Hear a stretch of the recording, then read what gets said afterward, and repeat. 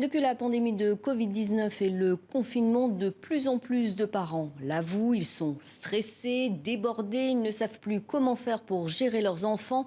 Le burn-out familial est un phénomène qui ne cesse de se développer. Pour en parler, nous recevons aujourd'hui Marie Costa, coach parental, et Maïté Darnaud, journaliste pour Libération.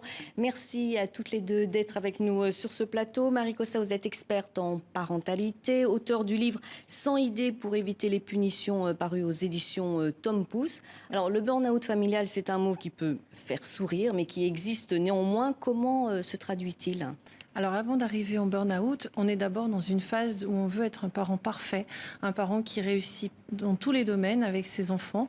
Et c'est cette course à la perfection qui fait qu'un jour ou l'autre, on craque, on n'en peut plus et on est très très mal. On a du mal aussi à l'admettre parce que c'est compliqué d'admettre qu'on va pas bien et que on n'est plus heureux d'être parent et de retrouver ses enfants. Donc c'est compliqué d'admettre et puis voilà. Mais par contre, c'est pas une fatalité, on peut vraiment en sortir. Il y a beaucoup de pleurs, d'irritabilité, de colère, ça se traduit. Voilà, de fatigue. Alors au début, les parents, ils sont patients, hein, ils sont très très patients, ils répètent, ils redisent les choses. Et puis après, ils s'énervent, ils crient, etc. Puis il y a certains parents qui arrivent à craquer complètement et à plus vraiment apprécier leur rôle de parent. Mais rassurez-nous, rassurez les parents qui nous regardent. Est-ce qu'il existe des solutions pour en venir à bout ? Oui, la première, c'est d'en prendre conscience. Une fois qu'on a pris conscience de ça, on va se faire aider. On va essayer d'abord d'avoir une personne qui est toujours joignable, qui va pouvoir vous aider quand ça ne va pas. Ensuite, vous pouvez en parler à votre médecin, parce que si vous avez besoin de mieux dormir, de mieux vous alimenter, etc., il y a aussi plein de choses à faire pour pouvoir vous sentir bien dans votre corps.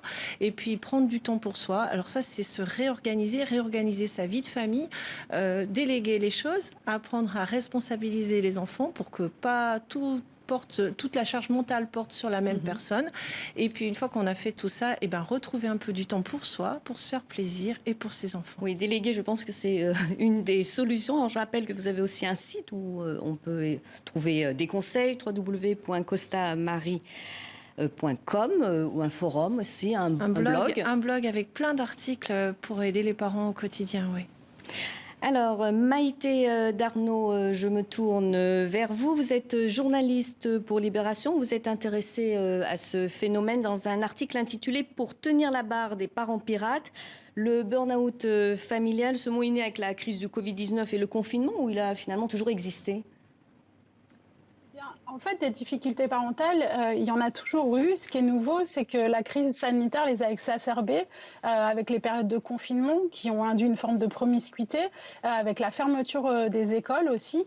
En novembre, Adrien Taquet, le secrétaire d'État chargé de l'enfance et des familles, a commandé un sondage à Harris Interactive qui montre que 84% des parents, logiquement, ont passé plus de temps avec leurs parents, mais que seuls 64% d'entre eux considèrent que c'est un temps de meilleure qualité et que globalement, 70% des parents se disent plus fatigués. Et ça concerne beaucoup plus les femmes qui sont encore les premières à assumer la charge mentale qui a été démultipliée avec des tâches ménagères omniprésentes, l'occupation des enfants auxquelles s'est rajouté le télétravail. Alors, je vous propose à présent d'écouter des messages laissés sur un répondeur du New York Times dédié aux parents qui craquent et on se retrouve tout de suite après. Bienvenue sur la messagerie du cri primal du New York Times. Vous avez la parole pour 1 minute afin de hurler, rire, pleurer, décompresser. Je voudrais juste dire...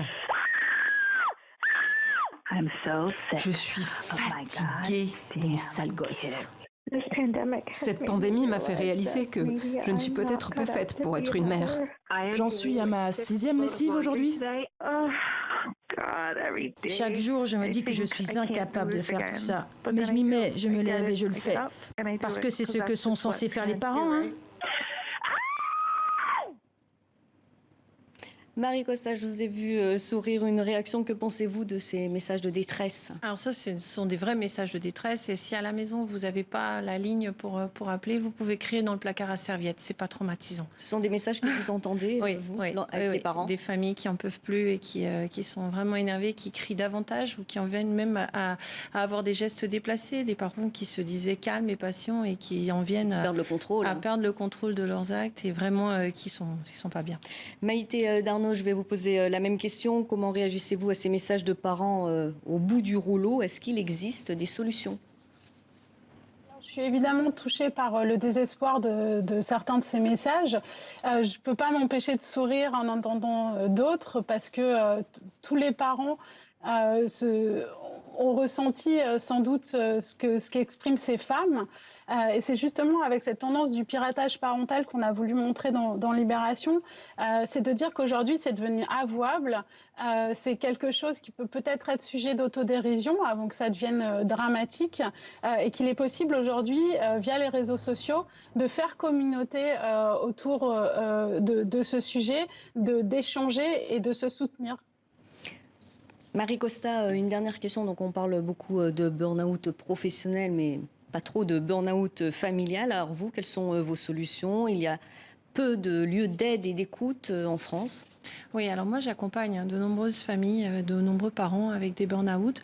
Donc on a tout un protocole d'accompagnement où on va retravailler ses propres valeurs, ses propres attentes et puis trouver des moments pour être bien et se recentrer sur soi. Donc c'est vraiment écouter ces mamans, ces papas et leur trouver des solutions qui leur conviennent à eux. Merci beaucoup à toutes les deux pour cet entretien. Merci pour vos conseils précieux pour les parents au bord de la crise de nerfs.